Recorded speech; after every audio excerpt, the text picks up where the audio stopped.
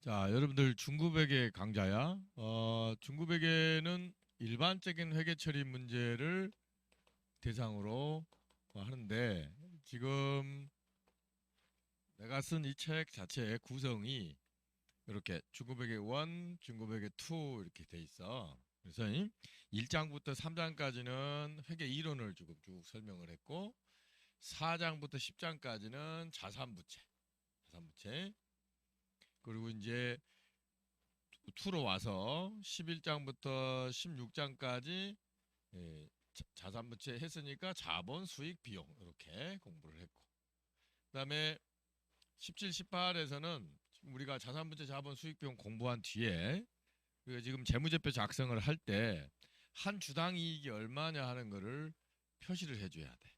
또 회계 처리 방법을 바꾸거나 오류가 발생했을 때 어떻게 처리할 거냐 하는 것들 약간 이제 특수 사항들 공부하는 거지. 맨 마지막에 재무제표 작성 및 분석하는 걸로 이렇게 구성이 돼 있어. 그럼 책이 어떤 식으로 구성되어 있는지 알겠지? 음. 자, 그다음에 이 중고백에 관련해서 여러분들이 시험에 지금 어떻게 출제가 되냐 하는 얘기인데 회계사 시험은 1차 시험에 지금 50문항이 출제되는데 그중에 25문항이 이 중고백계가 지금 출제가 되는 거고 세무사 시험은 40문항에서 22문항 정도 출제가 거의 절대적이다 이렇게 보면 돼.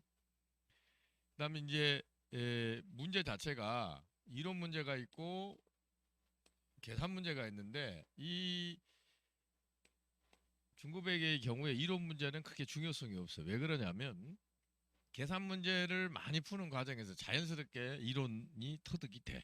그러니까 별도로 이론 공부해야 되겠다 해가지고 막 할 필요는 없다 그 말이야. 그러니까 계산 문제 위주로 여러분들 대부분 또 계산 문제가 출제되고 계산 문제 위주로 공부를 하다 보면 자연스럽게 이론 문제는 다 대비가 된다 하는 얘기. 그다음에 이제 이 책의 특징이 뭐냐면 지금 기존에 있었던 회계 이론을 충실하게 설명한 이후에 KIFRS를 설명을 했어. 이 책이 나온 지가 지금 처음에 나온 게 중급회계 연습으로 해서 93년에 지금 출간이 됐었는데 그 뒤에 이제 중급회계로 바뀌면서 지금 30년 됐거든 책이. 그래서 어느 교과서보다 오래됐고 그리고 이론이 충실하게 체계적으로 잘 설명이 돼 있어. 그래서 이론 설명을 한 뒤에 지금 KIFRS 설명을 했는데 지금 다른 책하고 차이점이 뭐냐면 다른 책은 이 KIFRS 해설만 하는 거야. 그러니까 중급회계 설명 자체가 이 회계 이론 설명이 빠지다 보니까 학생들이 이것만 봐가지고는 도저히 이해를 못해. 그러니까 나는 그렇게 생각을 해. 일반 그 중급회계 책들이라고 해놨지만 저거는 중급회계 책이 아니고 IFRS 해설서다 이렇게 생각이 되는 거예요. 그래서 그거는 공부를 다 한 친구들이 실무저 뭐 참고해 볼 때 참고서용으로는 뭐 의미가 있겠지만 처음 공부하는 학생들한테 그 중급회계를 회계를 소개하는 책으로서는 부적합하다 이런 생각이 들어. 아무튼 여러분들은 지금 이 책하고 다른 책하고 차이점은 충실하게 이론 설명을 한 뒤에 KIFRS 설명을 했다 하는 얘기고 다른 책들은 KIFRS 해설서에 가깝다. 말은 중급회계라고 했지만 KIFRS 해설서에 비슷한 거 아니야? 나는 그렇게 생각이 돼. 그다음에 이거 연습 문제에 어떻게 했냐면은 우리가 지금 이론 문제하고 계산 문제가 나오잖아. 이론 문제는 OX형으로 해서 문제를 구성을 했고 계산 문제는 단답형으로 이렇게 구성을 하다 보니 짧은 그러니까 지면 자체상 그 문제를 다 수록할 수 없잖아. 이렇게 해서 지면을 최소화하면서 기존에 나왔던 기출 문제를 거의 대부분 다 수록을 했단 말이에요. 그래서 여러분들이 별도의 객관식 회계학 책은 필요 없을 거다 하는 얘기야. 여러분들이 지금 이 공부한 뒤에 말이야. 참고적으로 문제를 더 어떻게 풀어보고 싶다라든지 더 정리하고 싶다 그러면은 내가 지금 모의고사라고 만들어 놨어. 모의고사 어떻게 되냐면 여기 지금 나와 있는 중고급회계의 중고급회계 원가관리회계의 그 이론 문제와 계산 문제를 재구성을 해서 모의고사 형태로 이렇게 만들어 놨거든. 그래서 중고백계 23회 각 회당 20문항이야. 고급에게 11회고 세무사는 4회, 원가관리에게는 17회 이렇게 돼 있는데 그 회계사 시험 준비한 친구들은 거의 1000문제 정도 돼. 이게 지금 50회니까. 응? 그 단원별로 해가지고 쭉 모의고사로 구성을 했으니까 여러분들 나중에 이렇게 별도의 객관식 문제집보다는 이렇게 내가 지금 만들어 놓은 모의고사로 해서 여러분들 이제 연습을 하는 게 훨씬 더 효율적이지 않느냐 생각이 들어요. 그렇게 모의고사 한 뒤에 또 파이널 회계학 과정이 있어요. 이게 뭐냐면 주 핵심 내용 정리 이 서브노트로 해서 정리해주고 지금 2017년 이후 기출 문제를 풀이를 해줬거든. 그러니까 여러분들 이 정도 이렇게 정리하면 뭐 내가 봤을 때 수업 목적으로는 충분하지 않나 하는 생각이야. 그러니까 이제 여러분 중급회계 강의를 듣고 나중에 모의고사나 파이널 회계학으로 해서 이렇게 내용을 정리할 수 있게 했고 이 전체 과정이 다 이제 이 저기 딥케어 종합반을 수강을 하게 되면 이게 자연스럽게 여러분들이 정리할 수 있게끔 구성이 돼 있는데 하여튼 중급 회계만 여러분들 공부한다 했을 때는 지금 나중에 모의고사나 파이널 회계학을 참조해서 정리를 해봐라 하는 얘기야. 자, 제1장 재무회계와 회계 원칙인데 우리가 재무회계는 주주나 채권자 같은 외부 정보 이용자에게 정보를 제공하는 것을 목적으로 하는 거고 그걸 달성하기 위한 대표적인 수단이 재무제표라고 말이에요. 근데 이 재무제표가 일정한 원칙에 의해서 작성이 돼야만이 재무제표를 신뢰할 수도 있고 이해할 수도 있고 그지? 또 다른 기업의 재무제표와 비교할 수도 있고 그를 목적으로 이 재무제표를 만드는데 일정한 원칙을 필요로 하는데 우리 그걸 보고 회계 원칙이다 이렇게 얘기를 하는 거고 그래서 1장에서는 지금 재무회계에 대한 전체적인 개괄적인 얘기와 아울러서 이 회계 원칙에 대해서 설명을 해볼 거야. 자, 먼저 1절에 회계의인데 우리 회계가 뭐냐 이렇게 얘기했을 때 한마디로 얘기하면 정보 이용자에게 의사결정에 유용한 정보를 제공하는 거다. 응? 회계를 딱 한마디로 얘기하면 회계 정보 이용자에게 그들의 의사결정에 유용한 그런 정보를 제공하는 거다 하는 얘기인데 이 정보 이용자는 말이 이게 엄청 많지만 우리가 주된 정보 이용자는 이렇게 둘로 구분을 할 수 있어.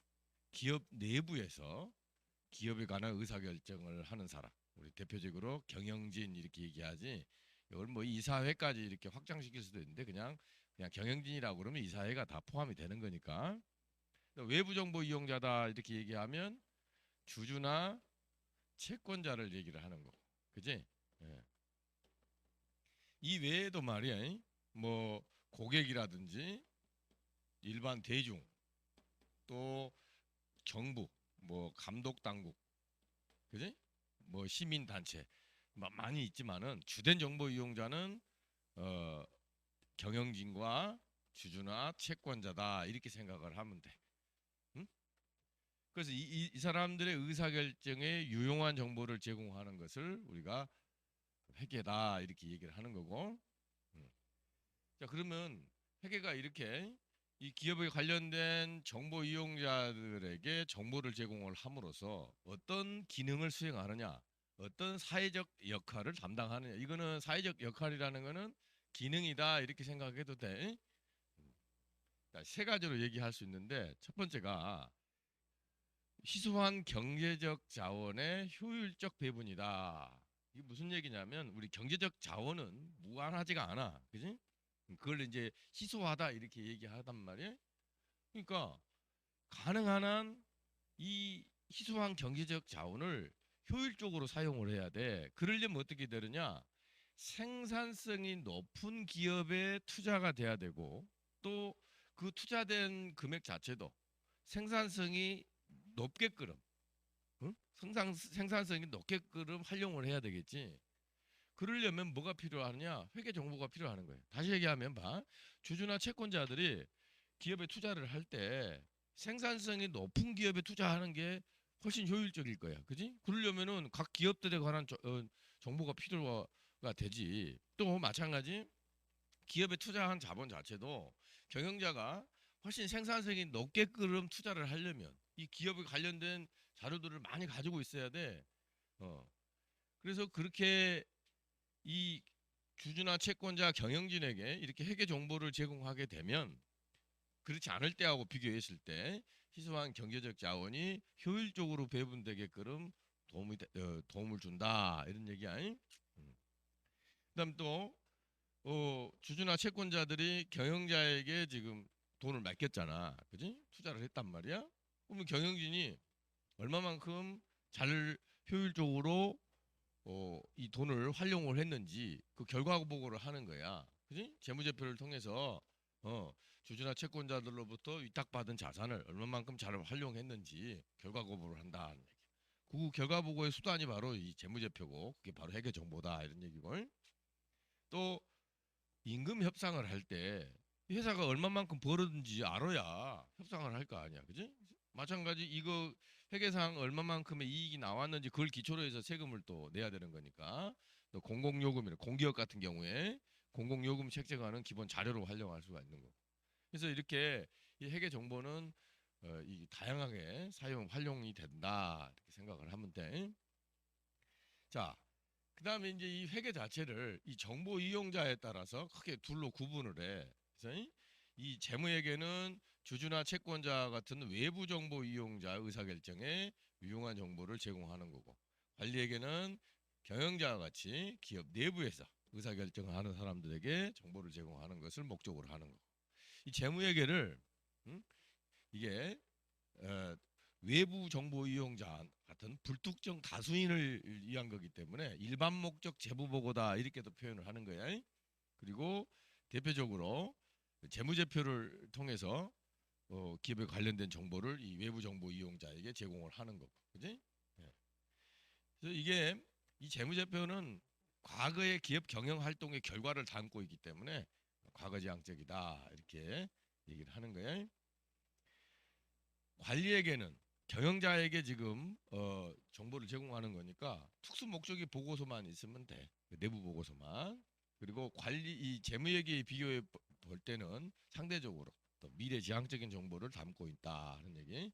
이건 상대적인 개념이니까 이게 지금 앞으로 어떤 제품에 투자를 할 거냐, 내가 공장을 증설을 할 거냐 말 거냐, 이건 다 미래지향적 아니야, 그지? 경영자의 미래 의사결정에 도움이 되는 정보다. 그래서 상대적으로는 재무회계보다 관리회계가 더 미래지향적인 정보다 이렇게 얘기를 하는 거라. 자, 지금 회계 쭉 살펴봤는데 이 책에 내가 여러분 쓸 때 각 이 절마다 바로 기출 문제를 지금 소개를 해놨어. 이론 문제로. 그래서 이거는 지금까지 나왔던 기출 문제 중에 요 해당 절에 해당하는 것들을 뽑아가지고 이렇게 OX 문제로 구성을 한 거야. 자, 한번 봐봐. 회계 정보는 경제 실체 간 자원의 이동에 관한 의사결정뿐만 아니라 경제 실체 내의 자원 이동에 관한 의사결정에도 도움이 된다. 거기서 경제 실체 간 자원의 이동이라 이거는 말이에요. 이게 지금 외부 정보 이용자인 주주나 채권자가 기업에 투자하는 걸 말하는 거지. 그래서 그것에 대한 의사결정에 도움이 되는 정보는 뭐야? 재무회계야. 그 다음에 경제 실체 내에서 자원의 이동에 관한 정보 제공한다. 경영자에게 이제 경영자가 자기가 가지고 있는 기업의 자원을 어떤 식으로 효율적으로 배분을 해야 생산성이 높아질 거냐 이렇게 생각을 하는 거니까 이 사람한테 지금 회계 정보를 제공하는 것을 목적으로 하는 거 우리가 관리회계다 이렇게 얘기를 하는 거지. 그래서 맞는 얘기야. 두 번째로 재무회계 목적은 경영진의 수탁 책임 이행 등을 평가하고 경영진의 내부적 성과 평가나 신규 투자 관련 의사결정을 하는데 유용한 정보를 제공한 거다. 이거는 관리회계 목적이지 재무회계가 아니고. 회계 정보는 자본시장에서 정보 비대칭으로 인해 존재되는 역선택이라 하는데 이게 잘못된 선택이다 이렇게 생각하면 돼. 문제를 안화해서 자본이 투자자로부터 기업에 원활히 공급될 수 있도록 하는데 도움을 준다. 그렇지. 주주나 채권자로부터 회계 정보가 제대로 공시가 되면 또 주주나 채권자들이 훨씬 생산성이 높은 기업에 투자되게끔 유도를 해주기 때문에 그런 얘기다 하는 얘기야.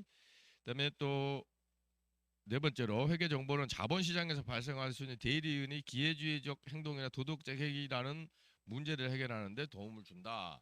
이 지금 주주나 채권자로부터 위탁받은 자산을 얼마만큼 잘 운용 관리했는지 이거를 계속 보고를 해야 얘가 엉뚱한 짓 안 한다 그 말이야.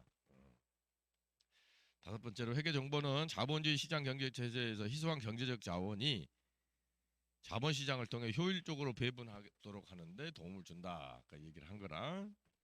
그다음에 회계정보는 정부가 효율적이고 적절한 자원 배분을 위한 적적 수립하는데 도움을 주지 못한다. 이 정부에서 말해 세금을 매기고 공공예금 같은 걸 책정을 할 때 기초 자료로 활용되는 거니까 이건 도움을 주는 거지. 그렇잖아요. 자, 이렇게 지금 각 챕터마다 이론 공부를 하면서 어떤 식으로 출제가 됐는지 그거를 확인해 보는 거를 여러분들하고 할 거야. 앞으로 강의 진행이 다 이런 식으로 이루어지니까 여러분들 이론 대비할 때 충분히 뭐 도움이 되지 않겠나 하는 생각인데